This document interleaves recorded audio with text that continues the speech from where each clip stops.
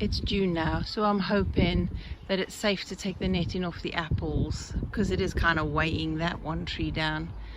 But I want the air and the light to get in, and the predators to eat all the aphids and black fly that come along. But it's been really helpful to keep some of the apples on the trees this year. We might actually get some, as long as I stay on top of the watering, because the apples will drink quite a lot of water daily as they're growing. And because, as you remember from previous videos, if I can find it, I'll link it in the corner, this ground was only, you couldn't even get a spade or a shovel deep down for the hardcore, so the roots must be running along that instead of into it, so they'll dry out quicker. So I think that's one of the reasons I might have been losing the apples in the past. So I've got to stay on top of the watering. And I have generally just been tidying up. Oak tree is doing really lovely. It's going to be a kind of bonsai one, because I'm going to keep them in pots, but I need very tough hard pots. Lost every single blossom and fruitlet on the quince, and it was so beautiful and looking so lovely. I'll link that video as well when I filmed it, all the blossom. Beautiful it was. It has to go in a much bigger pot and go out in the front garden where the fig is now, so that it can be sheltered in that corner. Burdock is about to flower. I will let it flower briefly while the insects feed from it, but the second that the flowers go over, I'm chopping it so that I keep it only for the roots, and I keep the plant going. There's another oak growing over there, loads of comfrey. I desperately need to make some more comfrey feed, so I'm going to stick some of that in some buckets soon to make some. Oh, I see some curled over leaves on my nettles. There's caterpillars in there. The fruit in here, I need to put this netting up properly. But we actually have blueberries. This comfrey has to be chopped and dropped down inside here between all the fruit bushes. And we do actually have raspberries. So the netting is helping to keep the birds from coming in and eating all the fruit. The insects have still been getting in to pollinate, obviously. So let's see how we get on with this lot. Every single one of the leeks, except for that one, there's one left, has been eaten. A couple of the beetroot, I'm surprised not more of them have gone. All of the swede have been gone. They've all been eaten. That one tomato, eaten. They're very diverse palate, these slugs, I tell you. Got my seed for next year's swede. The flowers are feeding the bumblebees and all the other hovering insects. Look. Seeds for my chard. I'm getting some seeds. I don't need all of those. I only need one flower. That's all I need for the whole of next year's vegetables. But as before, I'll keep them so that I could sprout them for microgreens, so that I can keep some so I will keep more of the flowers for seed, because I'll use a lot of that during the winter for salad. My dandelion in there. Look how lush and beautiful it is in there, because it's lovely loose soil and it's getting all the water and the nutrients it needs. So I shall have some nice thick roots from that. The horseradish I rescued from a pot. I've got 3 plants in there, and I've got some self-heal in between to cover the ground. The garlic are doing okay. They look like they will very soon be at the end of their season, and I've got nothing else to replace them with. But I do have seeds for garlic chives, so that I'll use instead of garlic. Obviously not in. The catnip is taking off really nicely. That has been coming in really handy for medicine for headaches. And I have been harvesting my alpine strawberries. Lovely punch of flavor in them. Even if they're not very sweet, there's lovely flavor. And them I munch as I go. That's a foraging one. Blackberries, I didn't want to keep them.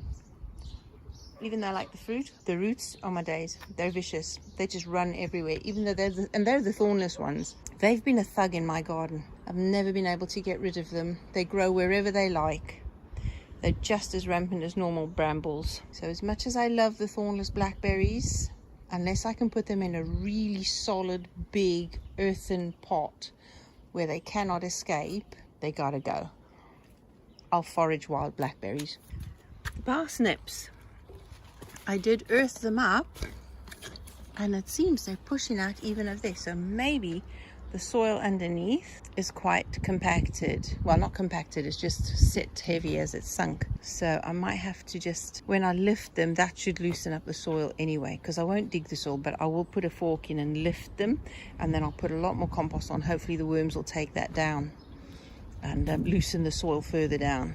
They had potatoes last year, parsnips this year, and that's completely breaking the rules, because normally following potatoes you'd have beans to put the nitrates back in the soil, because the roots are taking all the nitrogen out the soil and all the other nutrients, and you really want to put beans in between. I can't remember, something like that. But in this garden, space is so short, turnover is so quick, that I can ignore those rules because I fertilize the soil anyway. Which reminds me, I need to get the gentleman in the house to be in a bucket for me so that I can feed all of the roots, and anything that's flowering needs comfrey feed, and I don't have any ready. I need to get that done. Look at these, they're just so pretty. And the mint, this one I think is spearmint, catnip, peppermint, all of those plus South Heel actually are all part of the mint family, including the catnip. So there you go. And I have deliberately planted South Heel along the edges to be a ground cover, because I can't get the wood chips much anymore. So whatever I can find that I can cover the ground with, I will use that. I haven't been able to get wood chips, so we're going to have to find another way of covering the ground in between the beds. I was using the paths to compost down wood chips so that I could rake it up every year, put it in the beds. Once it's composted, put it in the beds, and then put fresh wood chips on the ground to compost for the next year. But that was the plan. Didn't work out that way. Life is going on under here as well. The clematis has come back lovely, but it's threatening to strangle my passion fruit, of which we have no fruit yet. We have 2 flowers, but that is it. So it does have to move from under here. It's nicely sheltered because the leaves have stayed on right the way through the winter from last year to this year, and the new shoots are growing. So it's sheltered enough, but it needs a much bigger pot with much more food in it. And look at those nasturtium. Aren't they just so pretty? And my rose-scented geraniums. I have on my guava, my pink guava, discovered I have whitefly. Oh, look at that. Absolutely everywhere. And they're just sucking my plant. Poor guava. And this one has survived nicely until I brought it outside. So I did rub garlic on underneath the leaves and along the stem, but it hasn't worked. Kale, look, there's some, yep, the whitefly have made their way over to that as well. And the lemon verbena is coming back. These runner beans I sowed last week. You remember? I think I put them in last week's video. They were sowed, put in the tubes last week, 3 days ago. And look at them, taking over. These are the purple podded black beans. They're surviving, not doing as well as the runner beans. I think they need a little bit more sunshine. Tomato is doing fine. And the strawberry tower, look at that. They need some comfrey feed. Oh, we've got some ripening on the end. Oh, can't wait for them. Let's see how many. I'll have to weigh every single one of the strawberries, the batches of strawberries that I pick off the tower, to see how much this tower produces this year, and then I'll take a weight of it next year to see how many strawberries we can get out of the tower. I have kept other strawberries around because this is not going to be enough for jam for me and fresh fruit for quite a long time. Loofah, surviving so far.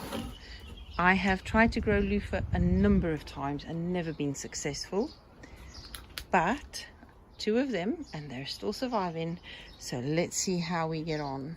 This, do you remember the grapevine that I took from there, and I air layered it and grew it in a tub along the fence there. I put it in another pot and allowed it to put the stem through the bottom of the pot and allowed it to grow roots, and then I planted it in here, and it's still growing. It's still alive. So I have propagated by air layering the grapevine. This, look how lovely it's growing now. So remember, I hacked them all to practically to death to get rid of the box hedge moth infestation. It's come back. 2 of the plants completely died, but this one, that one, and the other one are absolutely thriving again.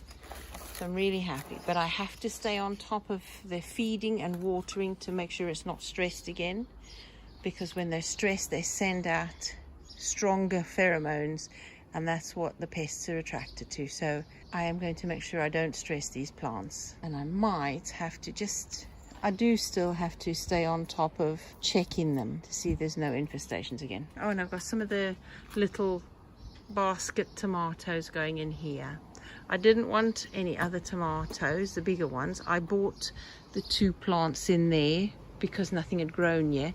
But when we put all the compost in that bed there where we've put the leeks, now dead, a whole bunch of tomato seeds that we'd had in the compost sprouted. So we've got tomatoes sprouted from the garden. I doubt they'll come too much because they're very small, but maybe I'll keep them as small plants when I pop them on and keep them under cover. I just won't put them outside. I have 1 honeydew melon in the corner there, that one, some lupins. And my chamomile is finally starting to grow. A little acorn sprouted. I do not remember putting it. Oh, it's one I found that sprouted in the garden, and it's growing. So somebody might get an oak tree for a gift if I know they've got quite a bit of land. Lavender is finally sprouted. That'll be in there a little bit longer. I'll pot them on and we'll have some more lavender next year. Vital in this garden. Marigolds ready to be potted on. Early purple sprouting broccoli. I don't think they'll be early because they're so far behind. Hang on a bit. That's the marigolds. What's that then? Oh, chrysanthemums. Yes, my one and only cosmos that sprouted. I'm sure it's cosmos. I hope it is. I'm not sure, but I know I sowed some cosmos. None of them came up. That one came up randomly, and I'm sure that's a cosmos one. If not, I haven't got a clue what it is. We'll see when it flowers. These ones came up randomly as well. I do not know what they are. I'm hoping they're from last year's gherkins, because I did not sow any gherkins whatsoever this year. I know I have 1 butternut that's came up. I think that's the one. We'll soon find out. And only 2 of the South African gem squash. I think that's all. And these are all more of the little cherry tomatoes that will be going in more pots. I have more seeds to sow. I need to sow more leeks. I need to sow more beetroot, more onions. Oh, some morning glories. These will go in pots and they will be kept on top of, because I don't want them self-seeding everywhere. That would be like chives. They need to go out. Well, you can see there's a lot going on. The calendula need to go out. Oh, and the scorzonera. I'm keeping them going, and I don't mind them going to flower, and I'll keep the seeds to grow more, because even though we don't actually eat the roots very much, they have absolutely gorgeous flowers. Absolutely beautiful. That's the back garden update. I'm going to go in the front and do you another one for another day. I think I'll just upload this section that I've done. It's a bit random, doesn't have an intro, whatever. It's just keeping up to date with letting you know what's going on. If you don't mind, if you haven't already done so, do subscribe, do like, do share. I love to hear from you, and I'll see you in the next video.